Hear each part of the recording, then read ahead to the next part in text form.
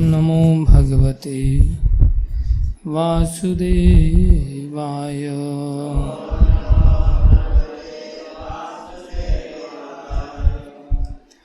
नारायणं नमस्कृत्यं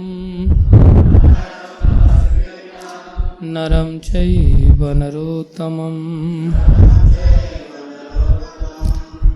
देवीं सरस्वतीं व्यासं ततो जयमुदीरये।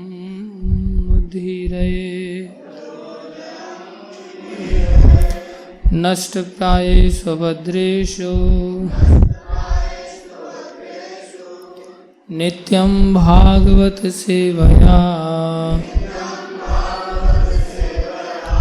भगवती उत्तम श्लोके भक्तिर्भवति नैष्ठिकी।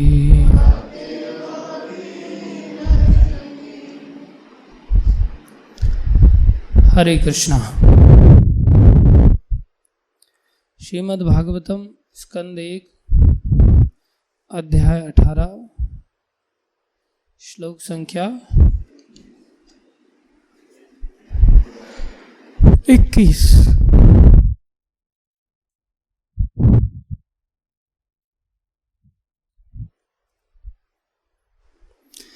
अथापि यत्पादनखावसृष्टम् अथापि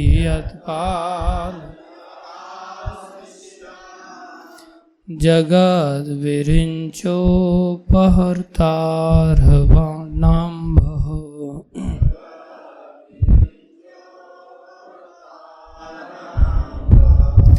शेषं पुनात्यन्यमततमो मुकुन्दात्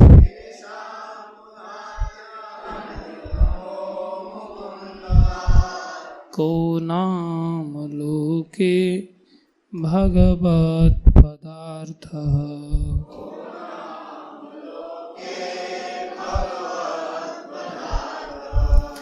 अथापि यत्पादनखावसृष्टम्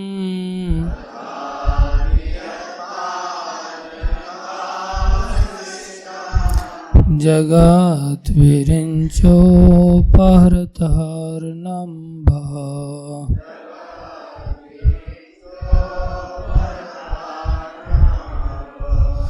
शेषं पुनात्यन्यतमो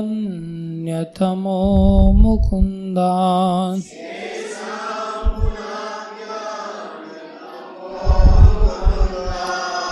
को नाम लोके भगवत्पदार्थः।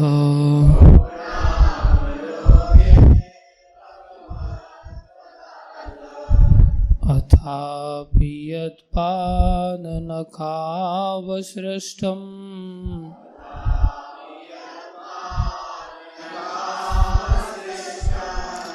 जगद्विरिञ्चोपहर्तारवाणाम्भः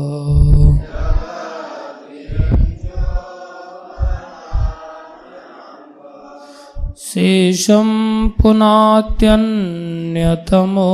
मुकुन्दात्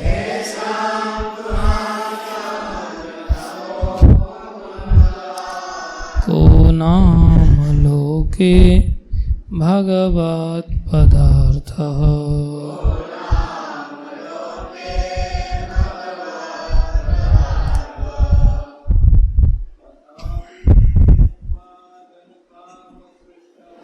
अथापि यत्पादनखावसृष्टम्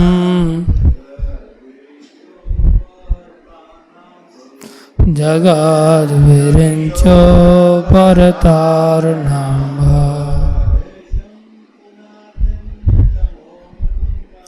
शेषं पुनात्यन्यतमो मुकुन्दात् को नाम लोके भगवत्पदार्थः।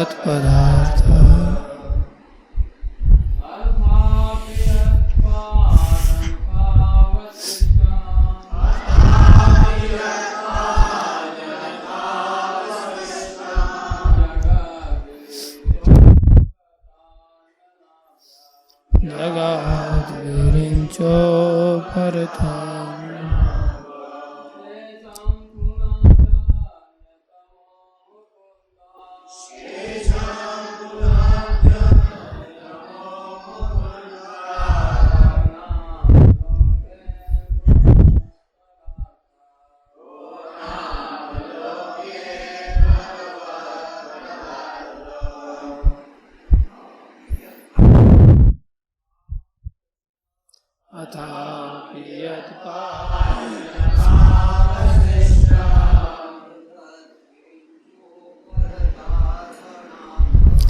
जगादिरिञ्चो परतारणाम्ब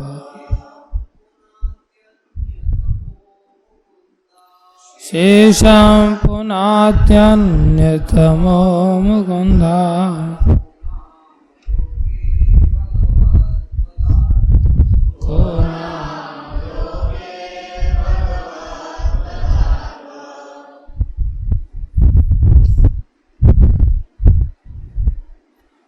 माता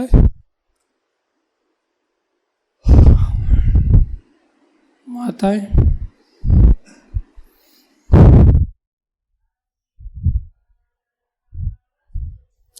यत्पापि यत्पादनखावसृष्टम्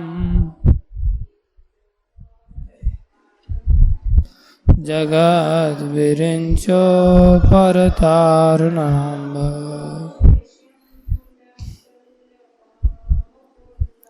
शेषं पुनात्यन्यतमो मुकुन्दा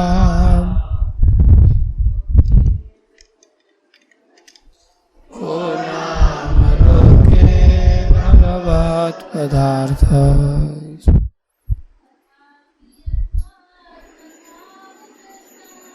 अथापि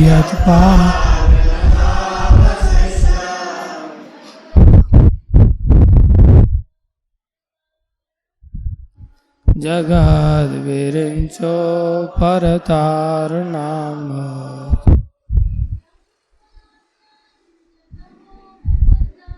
शेषं पुनात्यन्यतमो मुकुन्दा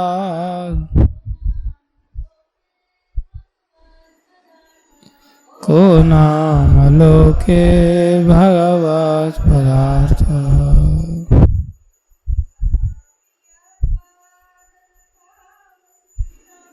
अथापि यत्पादनखावसृष्टम्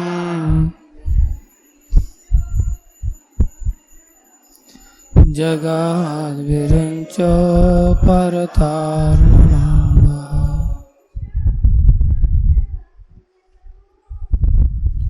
शेषं पुनात्यन्यतमो मुकुन्दा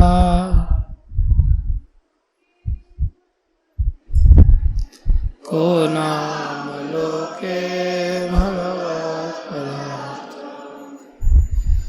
शब्दार्थ अथ अतः अपि निश्चय ही यत जिनके पादनख पाँव के नाखून अवसृष्टम निकलते हुए जगत संपूर्ण ब्रह्मांड विरिंच ब्रह्मा उपहरता एकत्र किया अर्हन पूजा अंभ जल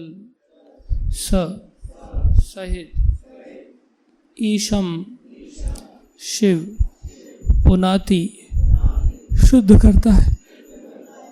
अन्यतमः और कौन मुकुंदात भगवान श्री कृष्ण के अतिरिक्त कह कौन नाम नाम लोके संसार में भगवत परमेश्वर पद पद स्थित अर्थ योग्य। अनुवाद भगवान श्री कृष्ण के अतिरिक्त भला ऐसा कौन है जो परमेश्वर कहलाने के योग्य हो।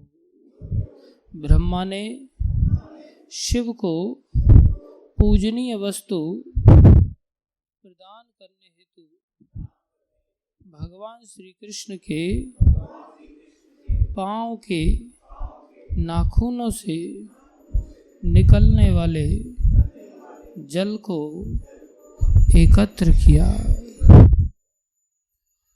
यही जल गंगा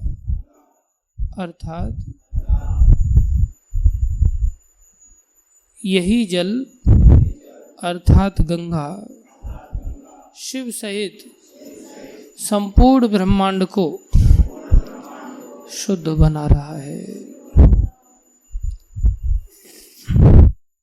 बहुत विशेष श्लोक है, कृपा करके इसके तात्पर्य पर ध्यान दें।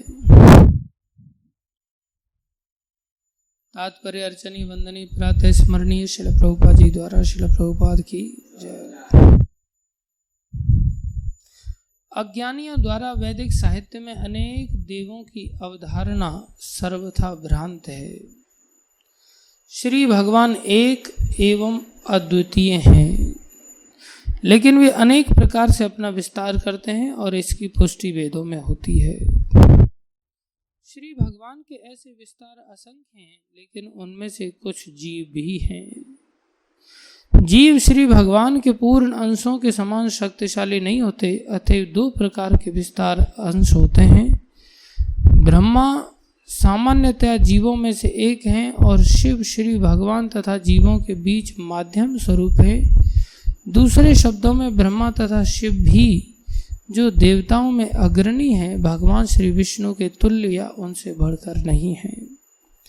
लक्ष्मी देवी तथा ब्रह्मा एवं शिव जैसे शक्तिमान देवता श्री विष्णु अथवा भगवान श्री कृष्ण की आराधना में संलग्न रहते हैं।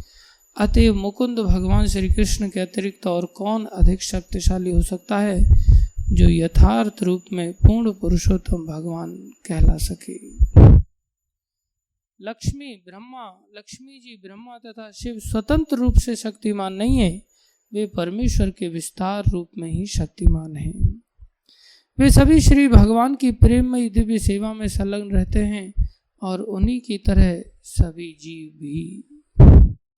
श्री भगवान की भक्ति करने वाले भक्तों को 4 संप्रदाय हैं, जिनमें से ब्रह्म संप्रदाय, रुद्र संप्रदाय तथा श्री संप्रदाय प्रमुख हैं, जो क्रमशः ब्रह्मा, शिव तथा लक्ष्मी से पृथक आते हैं।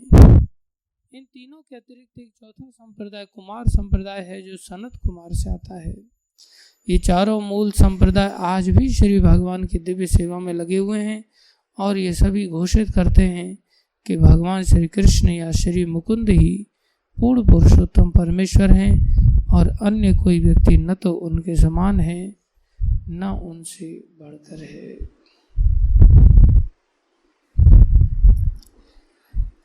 ओम ज्ञानं तिमिरन्धस्य ज्ञानञ्जन शलाकया चक्षुरुन्मीलितं येन तस्मै श्री गुरुवे नमः।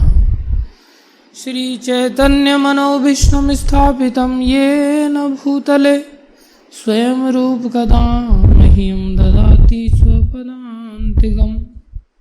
वन्देऽहं श्रीगुरु श्रीयुतापदकमलं श्रीगुरुन् वैष्णवांश श्रीरूपं साग्रजातं सहगना रघुनाथान्वितं तं सजीवं सान्द्वैतं सावधूतं परिजनसहितं कृष्णचैतन्यदेवं श्रीराधा कृष्णपदान् सहगण ललिता श्रीविशाखान्वितांश। हे कृष्ण करुणा सिंधु दीनबंधो जगतपते गोपेश गोपीकांत श्री राधा कांत नमस्तुते। तप्त कांचन गौरंगी राधे वृंदावनेश्वरी वृषभानुसुते देवी प्रणमामि हरिप्रिय वाञ्छाकल्पतरुभ्यश्च कृपा सिन्धुभ्यैव च पतितानां पावनेभ्यो वैष्णवेभ्यो नमो नमः। जय श्री कृष्ण चैतन्य प्रभु नित्यानंदा श्री अद्वैत गदाधर शिवासादि गौर भक्त वृंदा। हरे कृष्णा कृष्णा हरे राम राम राम हरे हरे कृष्णा कृष्णा कृष्णा हरे हरे हरे राम राम राम हरे हरे हरे कृष्णा कृष्णा कृष्णा हरे हरे हरे राम राम राम हरे हरे। गुरुवे गौरचंद्राय राधिकाय तदालये कृष्णाय कृष्ण भक्ताय तद्भक्ताय नमो नमः।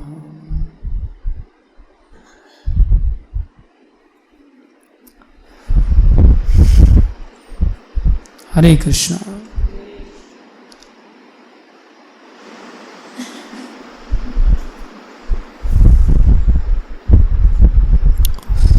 आप सभी भक्तों का हार्दिक अभिनंदन है, स्वागत है। गुरु वैष्णवों की दया से जो कुछ कहें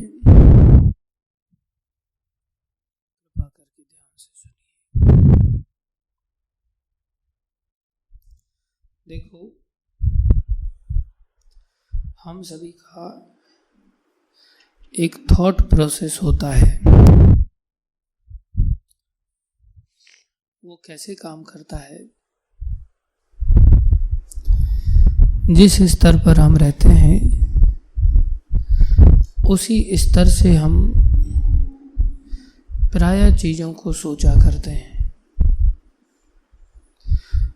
और जैसा सोचते हैं वैसा ही चीज़ें अनुभव में भी आती हैं,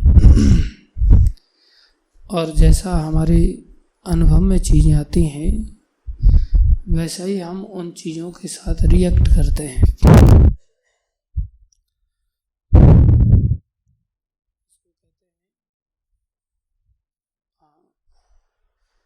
response, response, that is called response. फिर से हम रिएक्ट करते हैं। इसको दूसरे शब्दों में कहें तो इसी को हम एक शक्ति के रूप में देखते हैं, उसको कहते हैं एबिलिटी। क्या है? रिस्पॉन्स एबिलिटी, उसको कहते हैं रेस्पॉन्सिबिलिटी। वही हम जिम्मेदारी के रूप में अंगीकार करते हैं। उसको कितना भी कुछ भी समझाओ, उसी तरह से जिम्मेदारी निभाना सोचता है कि इसी तरह से जिम्मेदारी को निभाया जा सकता है। अपना कर्तव्य उसी तरह से वो लेकर के चलता है जिस तरह से वो चीज़ों की अनुभूति करता है। और वो किस तरह से अनुभूति करता है? हाँ, जिसका थॉट प्रोसेस जैसा है, जैसा उसका दृष्टि है। दृष्टि कैसे बनता है? जिस स्तर पर वो स्वयं होता है उस स्तर के अनुरूप उसकी दृष्टि बना करती है। उससे हम ज़्यादा अपेक्षा नहीं कर सकते।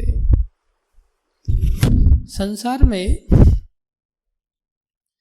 प्रायः हम सभी जीवों की भ्रमित स्तर है।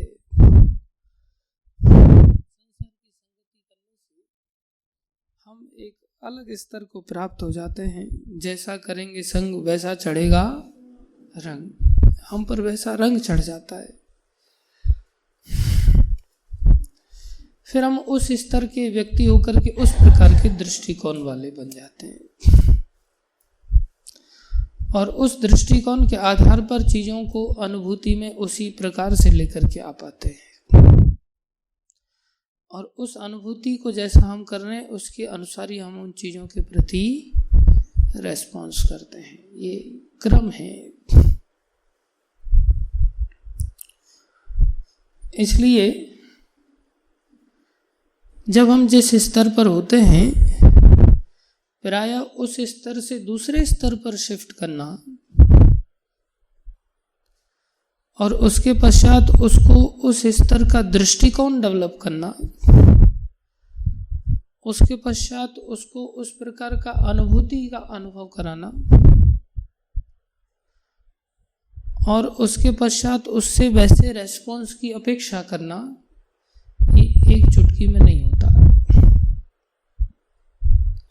इसको समय लगता है। प्रायः हम सोचते हैं कि सामने वाला एकदम से एक चुटकी में ही काम करे, ऐसा नहीं हो पाता। चाहे वो ऊपर से नीचे गिरने का प्रोसेस हो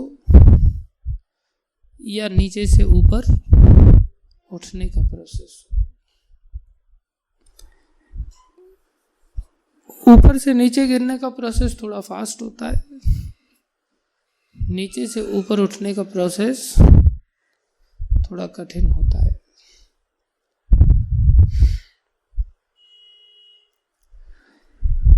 फिर भी यदि हमारी पूर्ववत जो अवस्था है अगर वो पहले की नेचुरल अवस्था उठी हुई है तो नीचे गिरने का प्रोसेस इतना फास्ट नहीं होता, कठिन होता है और नीचे से ऊपर उठने का प्रोसेस इजी हो जाता है।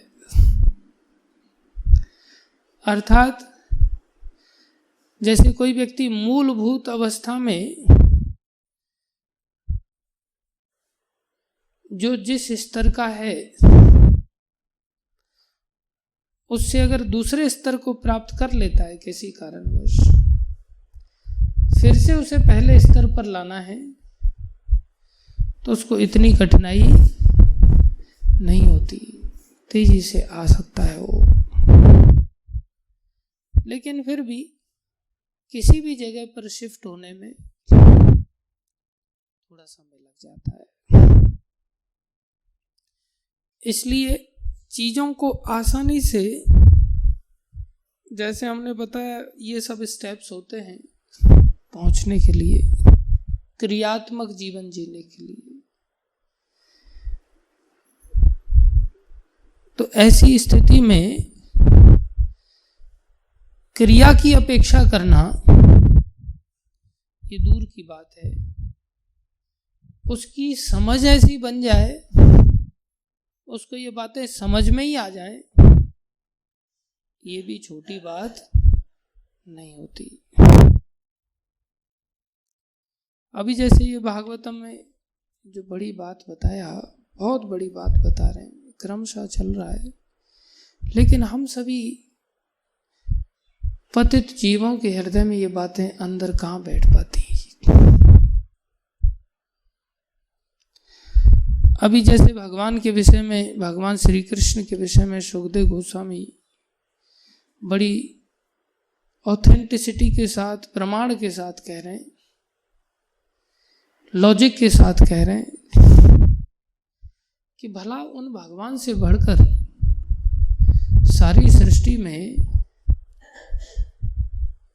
ब्रह्मा शिव भी नहीं है तो फिर कौन हो सकता है? ब्रह्मा शिव का क्या स्तर है? ब्रह्मा जी जो फर्स्ट लिविंग एंटिटी हैं, इस सारी सृष्टि के पहले ही जीव हैं। हम तो पहले जीव है नहीं, जिन्होंने सृष्टि की सेकंड क्रिएशन भी किया, सेकेंडरी क्रिएशन किया है, वो साधारण है क्या? बोले वो ब्रह्मा भगवान के जो विस्तार हैं विष्णु, उनके चरणों का जो नाखूनों का जो धोया हुआ जल है उसको क्या करते हैं? उसको कमंडल में इकट्ठा कर लेते हैं। क्या स्तर है भगवान विष्णु का? उसको कमंडल में इकट्ठा कर लेते हैं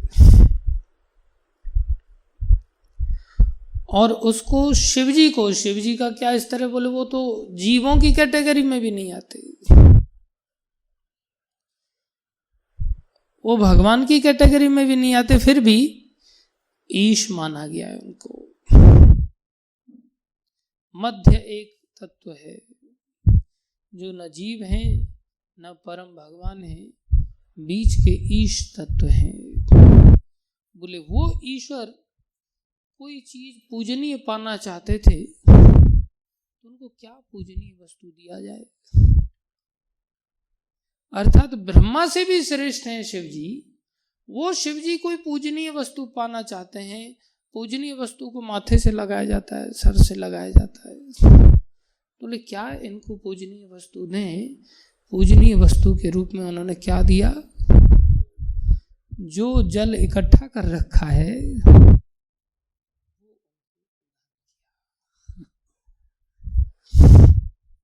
कितना स्पष्ट लॉजिक है भगवान की भगवत्ता को समझने के लिए। इससे बड़ा और लॉजिक क्या चाहिए? लेकिन हमारा खोचड़ा दिमाग, हमारा दिमाग अलग ही दृष्टि में चलता है। कुछ लोगों का दिमाग सीजनल चलता है। जैसे ही गणेश चतुर्थी आ जाएगी, देवा हो देवा गणपति देवा तुमसे बढ़कर कौन, हमारी एक नई भागवत निकल के आती है, नए स्टेटमेंट निकल कर के आते हैं। हे गणपति देवा तुमसे बढ़कर कौन, और तुम्हारे भक्तों में हमसे बढ़कर कौन। तुम्हारे भक्तों में हम सबसे बड़े भक्त हैं, हमसे बढ़कर कोई नहीं हो सकता। इसको सीजनल दृष्टिकोण कहते हैं। जैसी लहर चल रही है मार्केट में, वैसे ही लोग जय जयकार करने लगते हैं। कुछ लोग तो इस स्तर पे भी नहीं आ पाते, देवताओं के स्तर पे भी नहीं आते और नीचे गिर जाते। बोले हे रजनीश ओशो जी तुमसे बढ़कर कौन। फिर एक नई लहर आएगी, बोले सदगुरु से बढ़कर कौन, फिर श्री श्री से बढ़कर कौन। ऐसी लहरें चला करती है मार्केट में। क्या दृष्टिकोण है उन लोगों के स्तर को बदलना, समझाना है, जिनके दिमाग उसी प्रकार से बैठे हुए हैं। कई बार हम लोगों का खुद का एक ऐसा थॉट प्रोसेस है, बोले हर क्षेत्र में हमसे बढ़कर उस व्यक्ति को भगवान की शरणागति तक पहुंचाना, ऐसी अनुभूति का रियलाइजेशन कराना, इसको कहते अंधतामेश्वर अवस्था। कौन सी अवस्था? अंधतामेश्वर, घोर अंधेरे की अवस्था। ये ज्ञान है या अज्ञान है? कितना बड़ा अज्ञान है। जब कहां ब्रह्मा जी हैं, कहां शिव जी हैं और यहां कितना बड़ा अज्ञान है। इस अज्ञान का परिणाम बड़ा भयानक है। क्या परिणाम है? अंधतामेश्वर। ऐसा क्यों होता? बोले अज्ञान से ही होता है। सीढ़ियां हैं नीचे गिरने की, सबसे पहले शुरुआत होती है बोले अविद्या। कहाँ से शुरुआत होती है? अविद्या से। मैं कुछ हूं ऐसी वृत्ति आ कहां से गई? जबकि शिव जी के अंदर ऐसी वृत्ति नहीं है, ब्रह्मा जी के अंदर ऐसी वृत्ति नहीं है। वो भगवान के नाखून के जल को इकट्ठा करके बैठे हुए हैं और हम उस जल में अपना नाखून पैर मार करके प्रवेश करने का दुस्साहस करते हैं। गंगा जी के अंदर सीधे एकदम से हाथी की तरह घुस जाते हैं। कहां शिव जी उसको अपने मस्तक पे धारण करते हैं। और वो भी क्यों धारण करते? बोले मैं पवित्र हो जाऊंगा। यहां लिख रहे हैं शेषम स ईशम पुनाति अन्यतमो। बोले पुण्य, पुनाति मतलब शुद्ध करने, पुनीत करने वाली गंगा, जो साथ में शिव जी को भी पवित्र करती है, ईश्वर को भी पवित्र करती है। ईश्वर के अंदर क्या अपवित्रता भाई? बोले गलती से भी अगर मैं अलग से स्वतंत्र ईश्वर हूं ऐसी अगर वृत्ति आ जाए तो बोले वो क्या है? अपवित्रता है। सामर्थ्यशाली व्यक्ति को अहंकार ना आए ऐसा बहुत दुर्लभ होता है। बोले हम आए दिन बहुत सारे अनुयायियों को वरदान देते रहते हैं। बोले वरदान देने के पीछे अगर ये वृत्ति आ गई, मेरे आशीर्वाद से तेरा काम हो रहा है, बोले वो क्या है? उनके अंदर अपवित्रता है। वरदान देने वालों के अंदर ऐसी अपवित्रता आ जाती है, अहंकार आ जाता है। थोड़ी सामर्थ्य ही नहीं कि अहंकार प्रवेश कर जाता है। थोड़ा सा कुछ बनते ही भोग वृत्ति जारी हो जाती है। तो बनाने वाले व्यक्ति के अंदर भोग ना आए, ये कितना दुर्लभ है। जैसे एक साधु के पास एक चूहा दौड़ा दौड़ा आता है। बोले महाराज रक्षा करो रक्षा करो, क्या चाहते हो? बोले मेरे पीछे बिल्ली पड़ी। तो क्या चाहते हो? बोले मुझे बिल्ली बना दो। बोले तथास्तु। फिर बिल्ली भागी भागी है। बोले त्राहिमाम रक्षा करो, क्या चाहते हो? बोले कुत्ते पीछे पड़े हैं। बोले मुझे, तुम क्या चाहते हो? कुत्ता बना दो मुझे। बोले तथास्तु। ऐसे एक एक पीछे पड़ा है तो उससे बचने के लिए अंत में हो। बोले क्या चाहते हो? बोले शेर बना, जंगल का राजा है। बोले तथास्तु। जैसे ही शेर बना उसके अंदर अब भोग वृत्ति आ गई। वो उसी की पोजीशन लेने के लिए हड़पने लग गया। उसको चाहता है मैं अब इसी को खा जाता हूं। प्रायः हम सभी इस कैटेगरी में आ जाते हैं। जो हमें पाल पोस के बड़ा करता है वो उसी के द्वारा हम बेदखल कर दिए जाते हैं। लोग अपने आप को आगे करने लग जाते हैं। न्यूज़पेपर में एक बार बॉम्बे इस्कॉन को लेकर के एक भक्त ने अपना नाम लिख करके बहुत लंबा चौड़ा न्यूज़ निकाल दिया और प्रभुपाद जी का नाम ही नहीं डाला। प्रभुपाद जी ने न्यूज़पेपर पढ़ा। प्रभुपाद जी बोले बेवकूफ़। आगे से बोला दूसरा कोई बेवकूफ़ी नहीं करेगा, जहां भी इस्कॉन का शब्द आएगा बोले नीचे शब्द आएगा ही आएगा, founder Acharya his divine grace AC Bhaktivedanta Swami Prabhupada. बोले ये लॉ बन गया। बनाना पड़ा प्रभुपाद जी को, अन्यथा ये अपने ही पैरों पे कुल्हाड़ी मारेंगे। बोले इसके कारण से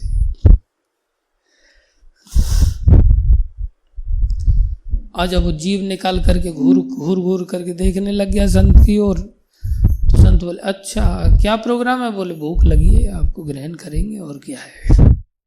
अच्छा तेरा ये दुस्साहस, पुनर्मूषिका भव। जब मैं तेरे को शेर बना सकता हूं तो फिर से चूहा भी बना सकता हूं। फिर से क्या बना दिया? चूहा बना दिया। प्राय हम सभी सर पे चढ़ने के लिए एकदम तत्पर रहते हैं। शुरुआत में एकदम बहुत विनम्रता का परिचय दिया जाता है, धीरे धीरे धीरे धीरे धीरे धीरे कब सर पे चढ़ जाते हैं पता ही नहीं चलता।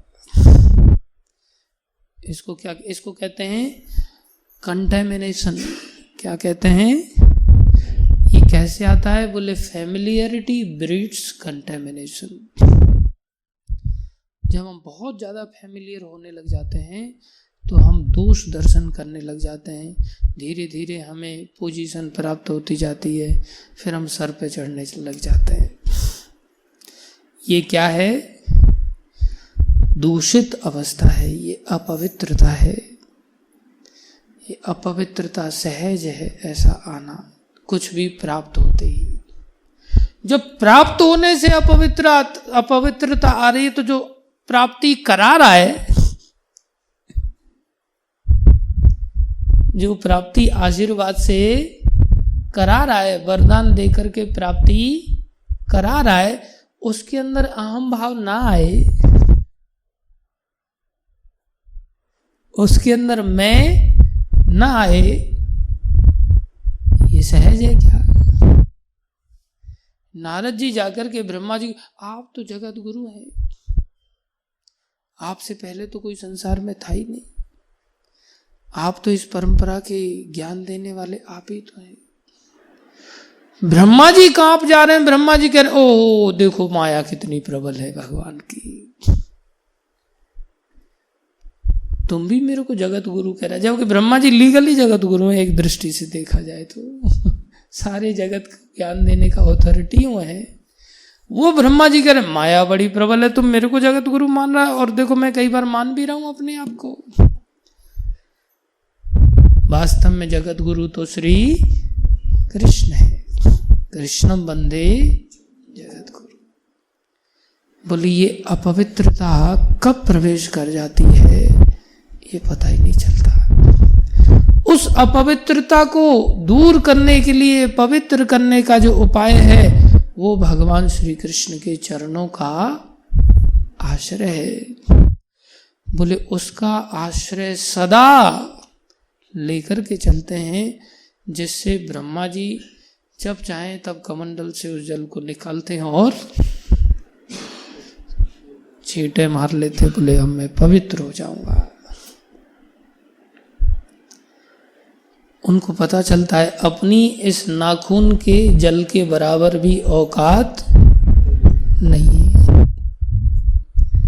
शिव जी तो हर समय उसको अपने सर पे धारण करके रखते हैं, हर समय अनुभूति करते हैं हमारी स्तर भाई इस नाखून के जल के बराबर भी नहीं है, अत्यंत पूजनीय है, पवित्र है। लेकिन ये अब हमारे थॉट प्रोसेस में अगर देखा जाए तो हमारा तो पहले से ही थॉट प्रोसेस बना हुआ, हमसे बढ़कर कोई नहीं।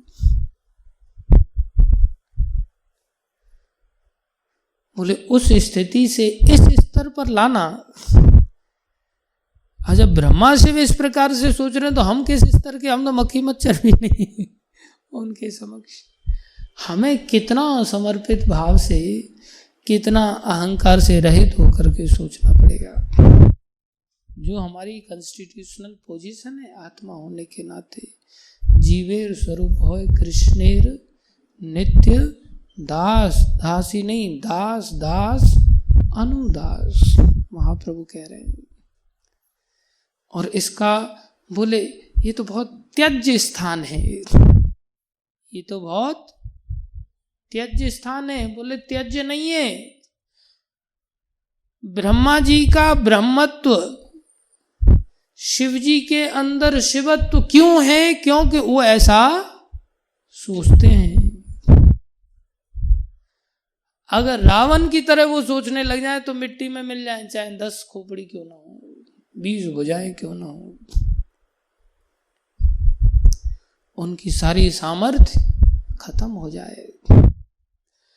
इसलिए वो अपने आप को सेवक समझते हैं, तो वो सामर्थ्य उनके पास भगवान की कृपा से इसलिए प्राप्त है। जो अपने आप को भगवान का दास समझेगा वो भगवान की हर कृपा को प्राप्त कर पाएगा। और जितना आगे जाकर के दास समझेगा, दासों के दासों का दास समझेगा, उसकी पोजीशन और ज्यादा सिक्योर हो जाएगी। कितनी बड़ी बात है। लेकिन हमारी स्थिति तो रावण के स्तर की ओर वाली है कि मालिक के भी मालिक, मालिक के भी मालिक समझते हैं हम अपने आप को दास। दासों के दास क्या समझेंगे। हमारा तो दृष्टिकोण अलग है। हम तो इस दृष्टि से चलते हैं, अब मेरे अंदर, अब पहले एक व्यक्ति था, अब इतने लोग हो गए, अर्थात मैं इतने लोगों का भी स्वामी, इसका स्वामी ये, अब इसके अंदर ये, इसके अंदर मैं, इसके ऊपर का मैं, उसके ऊपर का मैं, उसके ऊपर का हेड बन गया। ये दृष्टिकोण। और कहां दासों के दासों का दृष्टिकोण वाला दृष्टिकोण। बोले ये दृष्टिकोण भयावह है। कैसा है? भयावह है। भय की सृष्टि ही इस मार्ग से होती है, जिसमें हम दास न मान करके अविद्या से ग्रसित होकर के, शुरुआत कहां से होती है? अविद्या से। वास्तविक तथ्य तो ये है नहीं। हम मालिक कहां से बन गए भाई? तो शुरुआत कहां से हुई? बोले अविद्या से, अज्ञानता से। क्या आया अविद्या का सबसे पहला फल? बोले अस्मिता। अविद्या से क्या प्राप्त हुआ? अस्मिता। अस्मिता मतलब मैं प्रवेश कर गया, एक झूठा मैं प्रवेश कर गया। कहां से आया ये? अविद्या से, अज्ञान से। अज्ञान से, अविद्या से अस्मिता आया। और जैसे ही अस्मिता आ गया, जैसे ही मैं आ गया, मैं से क्या पैदा हो गया? राग पैदा हो गया। क्या पैदा हो गया? राग। मैं अपना अटैचमेंट आ गया। और जैसे ही राग आया वैसे ही द्वेष आ गया। वैसे ही क्या आ गया? द्वेष आ गया। और जैसे ही द्वेष आया वैसे ही और अंदर प्रवेश करके उसको कहते हैं अभिनिवेश। क्या आ गया? अभिनिवेश। अभिनिवेश मतलब इतने अंदर प्रवेश कर गए हम मिथ्या मैं में, वास्तविक में आत्मा का सत्ता होने के कारण कि हम आत्मा हैं, भगवान श्री कृष्ण के अंश हैं, वो वाली सत्ता खत्म। आत्मा को हमने अभिनिवेशित कर दिया इस शरीर के अंदर और स्वयं को शरीर मानने लग गए। और जैसे ही शरीर मानने लग गए, अभिनिवेश का ही फल है भय। फिर मृत्यु का भय अवश्य सताएगा। अब हम इस स्तर पर हैं या नहीं है? थर्मामीटर डाल लो। मौत का भय लग रहा है कि नहीं लग रहा है? अगर मृत्यु का भय है, इसका मतलब हमारे अंदर अभिनिवेश है। उसको बोलो आंखें खोल के सुना करिए। मृत्यु का भय है, इसका मतलब हमारे अंदर अभिनिवेश है। और अगर अभिनिवेश है, इसका मतलब पीछे द्वेष जीवन में है, किसी न किसी से द्वेष करते ही हैं। बोले द्वेष है, पीछे कहीं ना कहीं राग है। राग है, इसका मतलब पीछे कहीं ना कहीं अस्मिता है। और अस्मिता है, पीछे कहीं ना कहीं अज्ञान है। अब ऐसा देखा जाए कि किसी में मरने का भय ही नहीं है। हमारे सामने कोई ऐसा व्यक्तित्व आ जाए जिसमें मरने का भय ही नहीं हो, उसे हम साधारण दृष्टि से देखेंगे या आश्चर्य की दृष्टि से देखेंगे? कितना बड़ा आश्चर्य लगेगा ना हमको।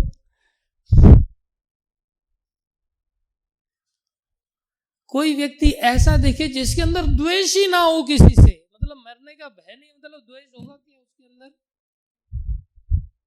वो हमें कैसा लगेगा?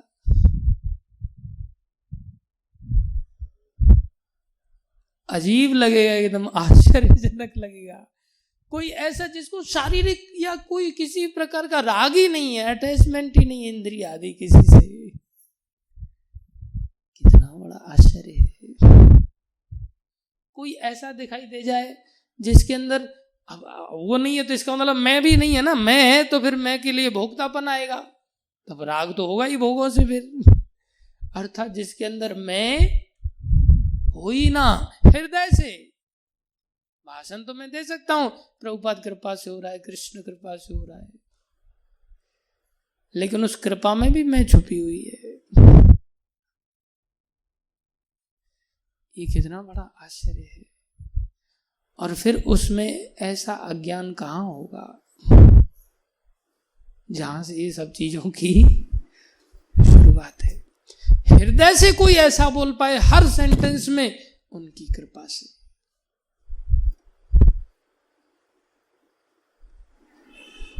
ये इतना सरल नहीं है। हम सभी बद्ध जीवों के लिए आश्चर्य की दृष्टि से देखते हैं। और कैन यू इमेजिन, अगर आप प्रहलाद महाराज का जीवन चरित्र पढ़ोगे, उसमें प्रहलाद महाराज को जब संड और अमरक कहते हैं कोई तो दूसरा व्यक्ति है जो बाहर से आके तुम्हें पॉल्यूट कर रहा है, वो कोई तो भी दुश्मन का आदमी है। जब वो ये कहते हैं ना दुश्मन का आदमी है कोई, प्रहलाद महाराज को आश्चर्य होता है।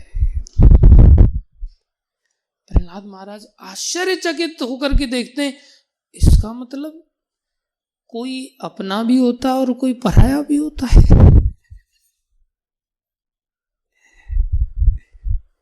हमारा स्तर क्या है कि हम प्रहलाद जैसे लोगों को किस दृष्टि से देख रहे हैं। आज ये ऐसा हो कैसे गया, ये कैसा लड़का है। घर में बोले हिरणाक्ष का, हमारे भाई का वध जिसने किया, उस शत्रु का नाम लेता है, उसका गुणगान करता है। सब लोग आश्चर्य के, तेरी मति में ऐसा कैसे आ गया। ऐसा तो साधारण संसार में कोई नहीं होता जिसने किसी के साथ ऐसा भयानक काम किया और उसी का नाम ले। और इधर प्रहलाद महाराज संड अमरक को जो गुरु पद पर आसीन है संसारी दृष्टि से, उनको वो आश्चर्य की दृष्टि से देखते हैं। अर्थात उससे पहले उनको माया का ये चक्र दिखाई नहीं दिया था, उनको माया का ये चक्र नहीं दिखाई दिया।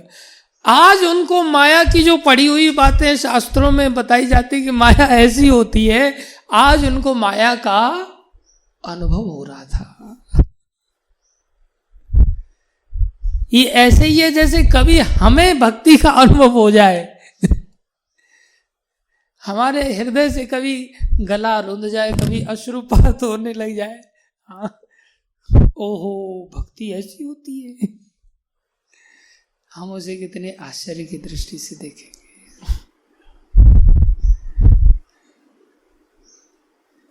और प्रहलाद महाराज बोले क्या ऐसा नहीं हो सकता? क्यों नहीं हो सकता? प्रहलाद महाराज को जब 5 साल की अवस्था में ही, और उससे पहले ही वो पहले से स्टैब्लिश ने एक प्रकार से, और उनको तो माया का अनुभव, क्या उनको मृत्यु का भय था?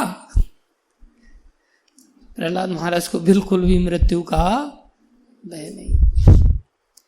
और हम अपने आप को कितना बड़ा भक्त समझते हैं। हे कृष्ण, आपके भक्तों में हमसे बढ़कर कौन?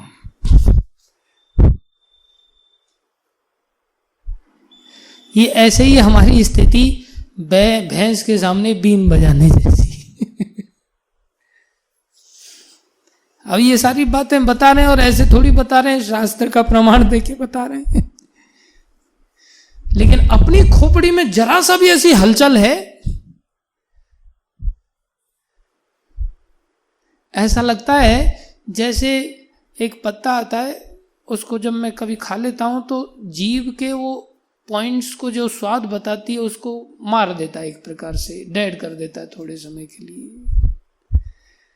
जैसे दांतों का ऑपरेशन करना होता है तो वो लोग सुन्न कर देते हैं। ऐसे ही हम सभी ऐसे एनेस्थीसिया के शिकार हैं कि हमको ये बातें भी अंदर हलचल पैदा नहीं कर रही। ये सिद्धांत भी हमारे पेट के पानी को हिला नहीं पा रहे हैं। रियलाइज करना तो दूर की बात है क्या। और मौत इतनी तेजी से चली आ रही है, हम मौत के प्रति भी एनेस्थीसिया को प्राप्त हो चुके हैं आज। इसका अर्थ ये नहीं कि हमें मौत का भय नहीं है, भय खूब सताता है।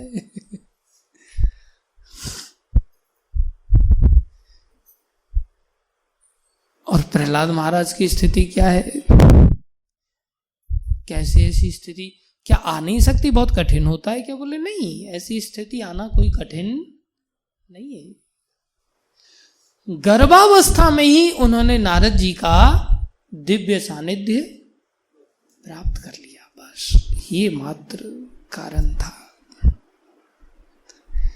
और बचपन से ही कृष्ण अनुभूति हो रही है, बचपन से ही न उनके अंदर अविद्या है, न उनके अंदर अस्मिता है, न उनके प्रति अंदर किसी के प्रति राग है, न किसी के प्रति द्वेष है, न अभिनिवेश है, इसलिए मृत्यु का भय ही नहीं है।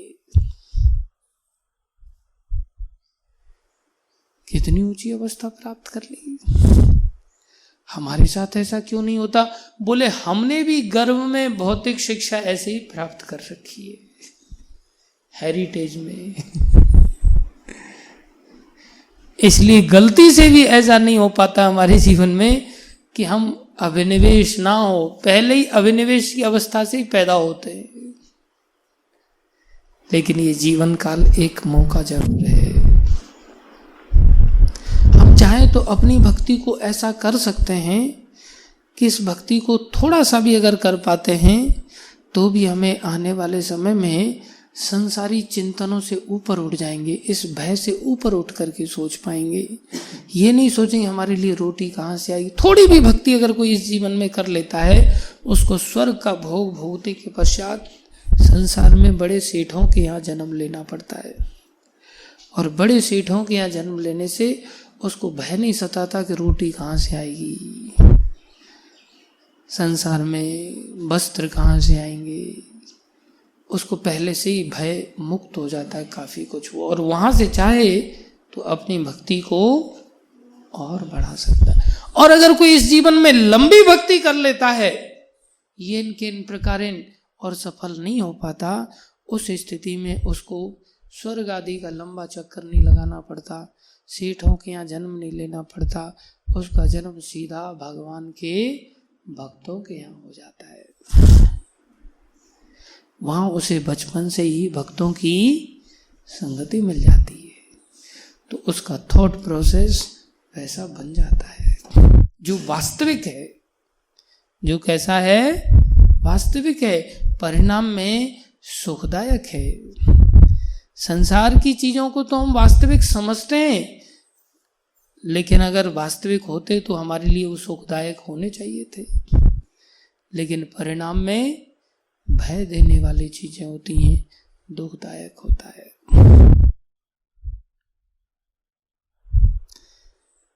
इसलिए हमें इस चीज को समझना है, एकमात्र उपाय है भक्तों का सानिध्य, बस, और कोई दूसरा उपाय है ही नहीं। ये इनके इन प्रकार इन जैसे तैसे करके भी अगर हम भक्तों का सानिध्य जितना निष्ठा के साथ करेंगे, उतना ही हम और अधिक तीव्रता से प्राप्त कर लेंगे चीजों को।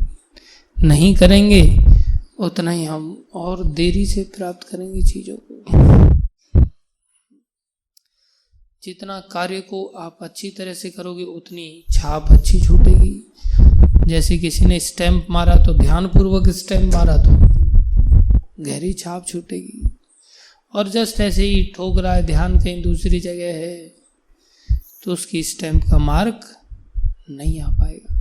ऐसी जब भक्तों की हम संगति करते हैं और उस संगति में अगर हमारा होश नहीं है, बस पागलों की तरह खड़े हैं, आरती चल रही है, बोलना है नहीं बोलना है होश ही नहीं, नृत्य करना है नहीं करना है होश ही नहीं, कुछ लोग बोल भी रहे हैं, कुछ लोग नाच भी रहे हैं, लेकिन ये भी होश नहीं क्या बोल रहे हैं और उस बोलने का मीनिंग क्या है,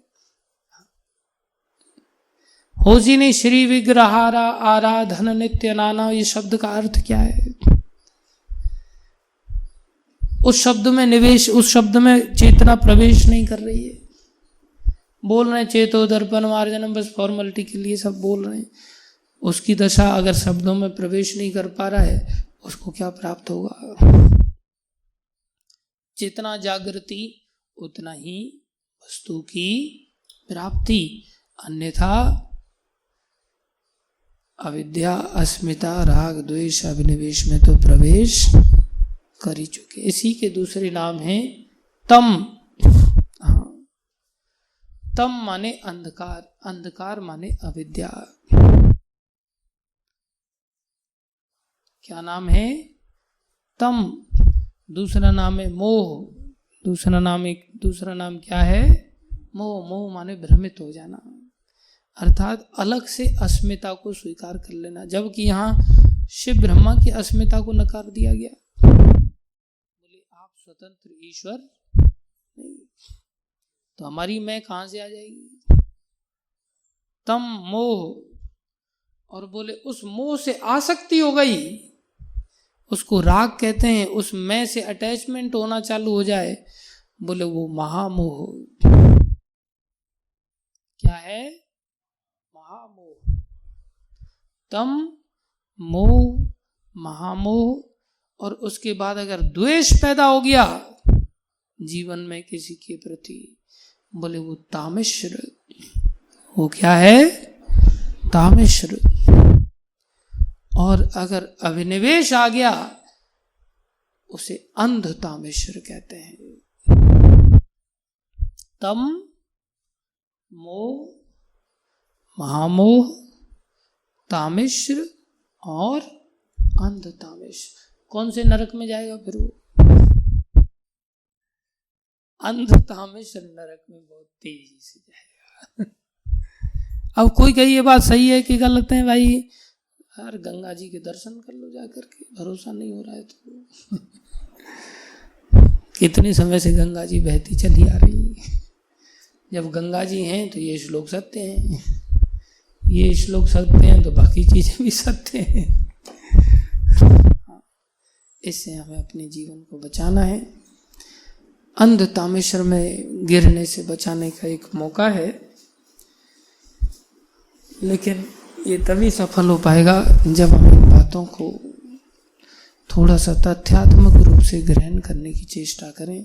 करते सभी हैं, ऐसा नहीं सब लोग यहाँ बैठे हैं तो इसका अर्थ ये नहीं है कि चेष्टा नहीं कर रहे हैं। सभी चेष्टा कर रहे हैं, लेकिन जैसे क्लास में सभी विद्यार्थी पढ़ते हैं, उनमें से टॉपर कोई होता है। कुछ ही लोग फर्स्ट क्लास की रेंज में आते हैं, कुछ लोग सेकंड क्लास में आते हैं, कुछ लोग थर्ड क्लास में पास मात्र हो पाते हैं, और बहुत सारे लोग फेल भी हो जाते हैं। इसलिए हम अपनी इस तत्परता को थोड़ा सा विचार करें कि हम कौन सी कैटेगरी में हैं। हम फेलियर्स की कैटेगरी में हैं, या थर्ड क्लास में हैं, या सेकंड क्लास में, या फर्स्ट क्लास में। उसके अनुरूप अपनी चेष्टा को थोड़ा सा जागृत करने की चेष्टा करें, उस प्रकार से चिंतन मनन करने की चेष्टा करें, तो अवश्य ही इस भागवतम रूपी वरदान के द्वारा हमारा भला हो सकता है। और इन चीज़ों को याद रखना है तो इनको दूसरों को जरूर बताने की चेष्टा करनी चाहिए, जिससे ये सब चीज़ें हमारे हृदय में थोड़ी याद आ जाती हैं। साथ में चेष्टा करें कि बताते समय अहंकार ना आ जाए कि देखो मैं कितना बड़ा ज्ञानी हूँ और मैंने कितना बढ़िया तरह से बता दिया। बोले वो अपवित्रता है। हाँ, इसलिए श्रेय हमेशा पूर्ववर्ती आचार्यों को ही देने की चेष्टा करें।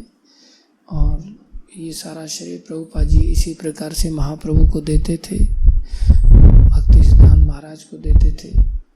मैंने गुरु महाराज को देखा है, वो हर चीज के प्रति पीछे श्रेय प्रभुपाद जी को देते हैं। हम भी जब ऐसे विनम्र हृदय से बन जाते हैं तो हमारे लिए भी पूर्ववर्ती आचार्यों को श्रेय देना सहज हो जाता है। और श्रेय देने का एक ही उपाय है कि हम ऐसे पूर्ववर्ती आचार्यों की दया को समझें कि इन्होंने हमारे लिए क्या किया है।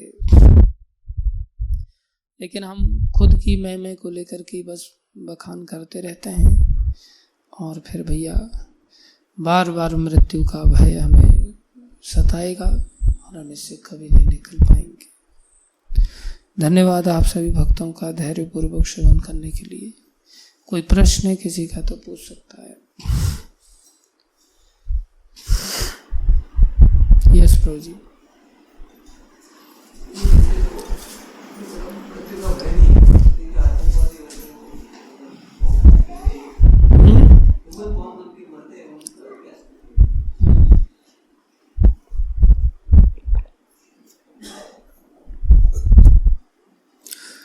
वो भी मृत्यु से तो डरते हैं, या बॉम्ब बन करके वो दूसरों के लिए मरते हैं, उसको कहते हैं द्वेष का आधिक्य हो जाना। किसी से जब द्वेष अधिक करते हैं तो द्वेष ही उनको इतना प्रेरित कर देता है। ऐसे ही कुछ लोग स्वयं की आत्महत्या कर लेते हैं।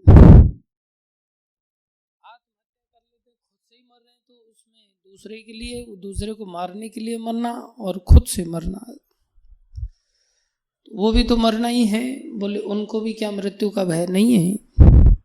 बोले जो आत्महत्या करते हैं उनको भी मृत्यु का भय है, लेकिन वो पीड़ा से इतने प्रेरित दुखी हो जाते हैं। वो भी क्या है, राग उनको कष्ट देता है। उनकी राग की, उनकी आसक्तियों की आपूर्ति नहीं हो पाती। उस स्थिति के कारण उनके अंदर दुख का आधिक्य होता है और वो इतना बढ़ जाता है कि मृत्यु का दुख उनको छोटा लगता है। तो एक द्वेष का दुख सताता है, एक राग का दुख सताता है। जब हम किसी से द्वेष करने लग जाते हैं तो उसको मारने के लिए उतावले हो जाते हैं अपनी मौत को भूल करके। और हमें कुछ चीज़ों की अपने जीवन में प्राप्ति नहीं कर पाते अपनी आसक्ति के कारण, तो उसका दुख इतना असहनीय हो जाता है कि हम मृत्यु को गले लगा लेते हैं। अर्थात वो और गहरी अविद्या है वो और ज़्यादा डबल जड़ता है एक प्रकार से, जो मृत्यु को साइकिल और आगे बढ़ा। तो अविद्या, अस्मिता, राग, द्वेष, अभिनिवेश में तो चला ही गया, अब अभिनिवेश में भी और डबल चढ़ा और सोचा कि उसने भूत बन करके अच्छा होगा तो और उसके पीछे पुनरावृत्ति हो रही उसी क्रिया की।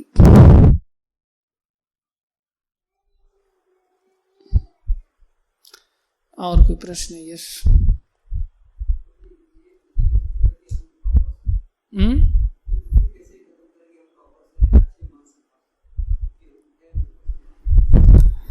हाँ, ये बुद्धि आवश्यक भी है।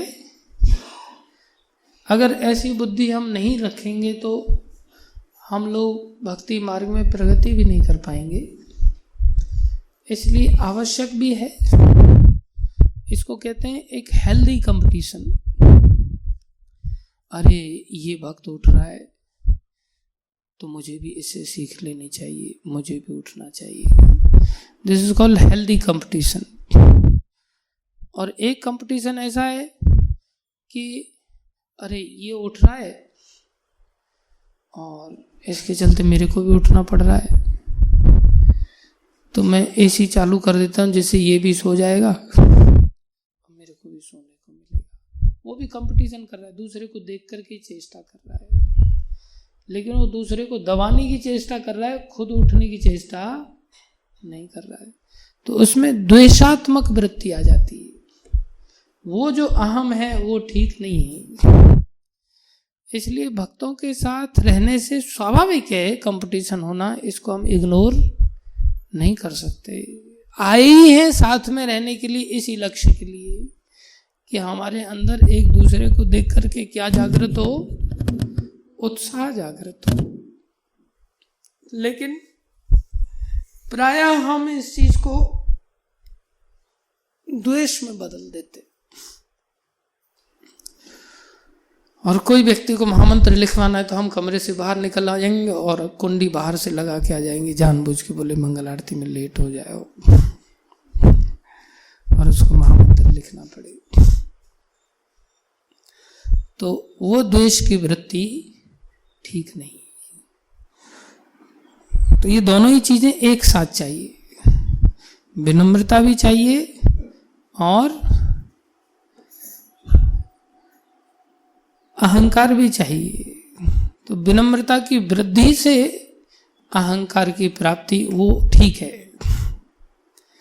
अभी जैसे शिव जी हैं, वरदान देते हैं, वरदान से अपवित्रता आती है, लेकिन वरदान से जीवों पर दया भी तो होती है, अन्यथा जीवों का मंगल किस प्रकार से होगा।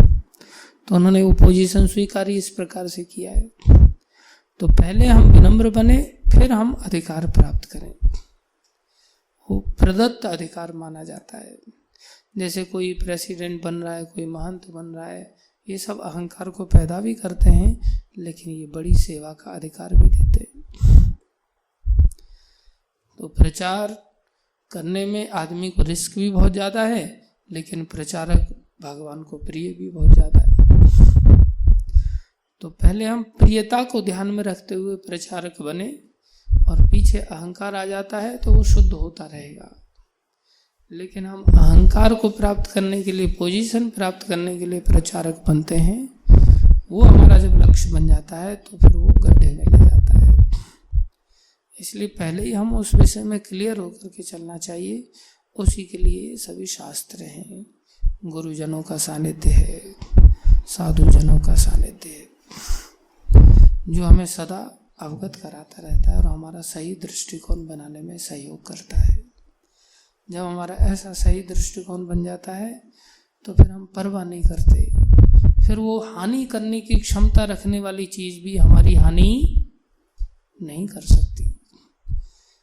जब दया का दृष्टिकोण अधिक होता है, तब शिवजी ने हलाहल का पान किया, जो साक्षात रूप से जहर है, लेकिन उस जहर का कोई असर नहीं हुआ। लक्ष्य क्या है?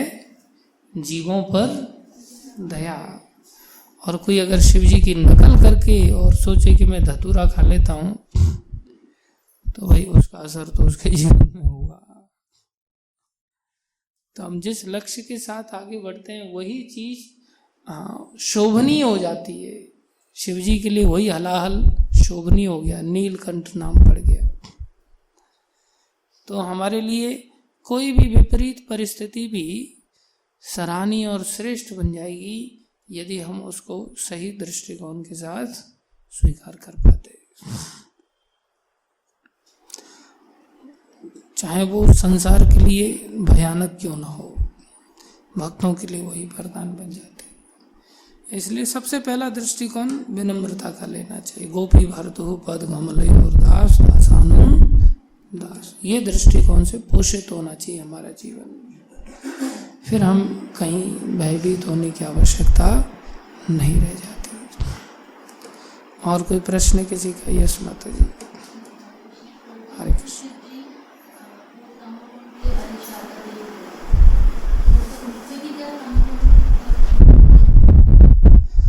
हाँ, वो तमोगुण से प्रभावित हो सकते हैं, तमोगुण के अधिष्ठाता होते हुए भी। जैसे संसार में पति को पत्नी का कंट्रोलर माना जाता है, स्वामी माना जाता है, लेकिन फिर भी पति पत्नी के द्वारा नियंत्रित होता हुआ देखा जाता है। तो उसमें ऐसी वृत्ति पाई जाती है। ऐसे शिवजी में और ब्रह्मा जी में ऐसी वृत्ति पाई जाती है। ये भगवान की माया शक्ति है ना, इसलिए माया शक्ति के उनको अधिकार दिया गया है, लेकिन साथ में माया शक्ति के अधीन भी वो हो सकते हैं। भगवान उनको होने नहीं देते, बचा लेते हैं समय समय पर, लेकिन वो अधीन हो सकते हैं। शिव जी त्रिगुणातीत, ये भगवान विष्णु त्रिगुणातीत हैं, इसलिए वो इन गुणों से प्रभावित नहीं होते। ये माया के स्वरूप हैं 3 गुण, इसलिए इन 3 गुणों से कोई अछूता नहीं है। माया सभी को फंसा ही लेती है, लेकिन एक गिरना ऐसा होता है जो गेंद की तरह गिरना होता है, जो गेंद गिरती है एकदम से उछल जाती है। एक गिरना गोबर की तरह होता है, जो गोबर गिरता है तो उछलता नहीं, छप से चिपक जाता है नीचे। तो हम सभी जीव भी माया के अधीन हैं, और ये जीव भी माया के अधीन है। ब्रह्मा आदि, ये ब्रह्मा जी भी जीव हैं। भगवान की दृष्टि में ब्रह्मा हो या इंद्र चंद्र आदि हो, जो भी जीव हैं, ये सब चींटी में और ब्रह्मा जी में भगवान की दृष्टि में ज्यादा अंतर नहीं है। इसलिए ये सभी अंतर्गत तो हैं ही, लेकिन हमें जरूर अंतर समझना चाहिए। हमें ऐसा नहीं सोचना अच्छा ये भी माया के अधीन हो सकते हैं, हम भी माया के अधीन हैं, लेकिन हम गोबर की तरह हैं, वो गेंद की तरह हैं। वो गिरते हैं तो एकदम से उछल जाते हैं, सावधान हो जाते हैं। हम गिरते हैं, अरे हम तो गिर ही जाते हैं बार बार। अब इसलिए गिरे ही रहो, उठो ही मत। हमारी स्थिति ऐसी हो जाती है।